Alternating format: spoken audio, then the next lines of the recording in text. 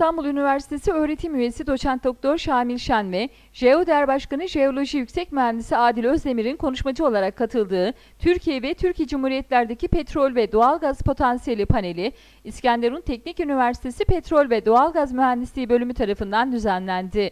İskenderun Teknik Üniversitesi Rektörü Profesör Doktor Türkay Dereli'nin de katıldığı ve katılımcılara çiçek takdim ederek teşekkür ettiği panelin sunuş konuşmasını yapan İSTE Petrol ve Doğalgaz Mühendisliği Bölümü Başkanı Profesör Doktor Ergül Yaşar, ülkemizdeki petrol, doğalgaz yataklarının araştırılması ve dışa bağımlılığın ortadan kaldırılması için elimizden geldiğince milli kaynaklara yönelerek ülkemizdeki petrol ve doğalgaz kaynaklarının tekrar aranıp ortaya çıkarılması ve ülkenin ekonomisine katkıda bulunmak için siz geleceğin petrol ve doğalgaz mühendisleriyle böyle bir panel düzenledik dedi. Petrol ve doğalgaz alanında ortaya koyabilmek maksadıyla böyle bir paneli inşallah birlikte organize ettik SP yönetimiyle. Bunun için de burada söylenmesi gereken şeyleri de söylemek istiyorum. Türkiye kendi alanında özellikle doğalgaz, petrol, kömür gibi özellikle hidrokarbon yataklarının kullanımı ve bunların geliştirilmesi maksadıyla milli kaynaklarının, yeraltı zenginliklerinin mutlaka değerlendirilebilmesi için bu minvalde özellikle SP yönetimi ve petrol ve doğalgaz mühendisi olarak bu konuda Türkiye'de yeni bir ses, dünyaya yeni bir ses vermek üzere böyle bir paneli organize etmiş bulunuyoruz. Amacımız nedir? Milli olan bütün yeraltı kaynaklarını tekrar kullanıma kazandırmak, ithal kömür yataklarının sona erdirilmesi, enerji bakımından dışa bağımlı olan, az önce de konuşmacının söylediği gibi enerji sektöründe %32'lik doğalgazın etkisinin olduğu bir yerde kesinlikle ülkemizin petrol ve doğalgaz bakımından aranması, bulunması, işletilmesi ve ülkemizin bu kaynaklarına, milli olan kaynaklarına mutlaka dönüşmesi ve geliştirilmesi gerektiğinin üzerinde vurgu yapılması gerekmektedir.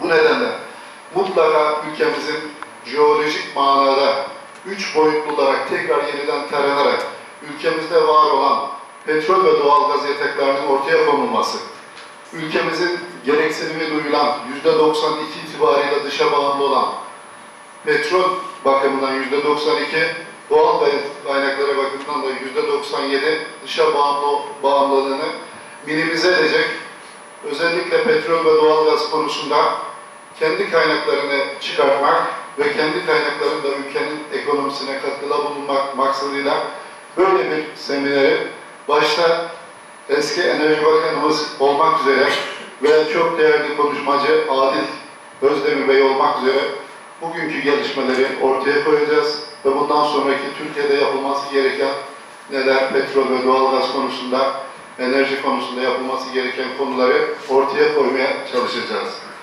Bizim amacımız nedir? Ülkemizde bugüne kadar şey olmamış, ortaya konulmamış ve kesinlikle bu atıl vaziyette bulunan kendi kaynaklarımızın araştırılmamış olan kesimlerini hep önümüze 2023 hedefi diye bir hedef tutturulmaya çalışılıyor. Kesinlikle böyle bir Lozan Anlaşması herhangi bir şey yok. Sadece Türkiye'nin bahanesi gibi geliyor bana. Kesinlikle öyle bir araştırmayı, geliştirmeyi, araştırmayı engelleyen bir kanunun bulunmadığını.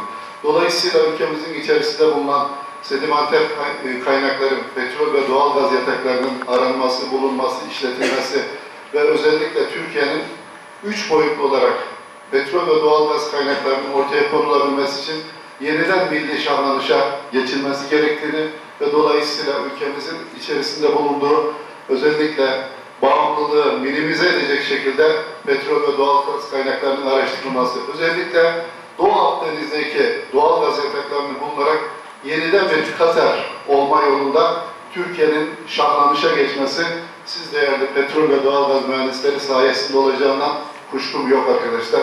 O nedenle ufkunuz geniş, geleceğe güvenle, vizyonu yüksek mühendisler olarak mutlaka yetişmeniz, bu konuda da elimizden geleni maksimum ölçüde yapmaya arkadaşlar çalışacağız. Üniversite yönetimiyle beraber bölüm başkanımız olarak elimden geldiğince maksimum ölçüde bunları takip etmeye ve sürdürmeye çalışacağım. Geçmişteki tecrübelerini öğrencilerle paylaşan ve Türkiye petrol ve doğalgaz rezervleri hakkında bilgiler veren Enerji ve Tabii Kaynaklar Eski Bakanı Doktor Esat Kıratlıoğlu, Lozan Anlaşması gereği güney sınırı çizilirken İngilizler jeoloji mühendislerine subay kıyafeti giydirerek sınırları çizdiriyor.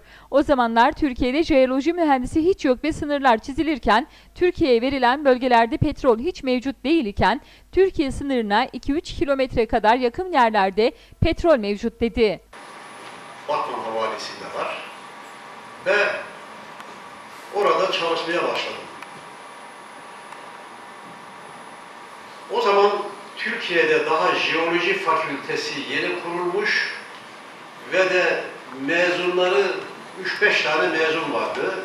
Onlardan da Batman'da vardı arkadaşlarımızdan ama ekserisi Amerika'da ve Avrupa'da tahsil etmiş petrol mühendisi ve jeoloji mühendisi arkadaşlarımızdı. Sayımız Batman'da aşağı yukarı 50-60 tane filandı. Ve biz o zaman Amerikalı mühendislerle filan da beraber çalışmaktaydık. Türkiye'de daha halen jeofizik o kadar gelişmemiş, kuyu logları o kadar düzgün alınamıyor ve çimentolama iyi yapılamıyor.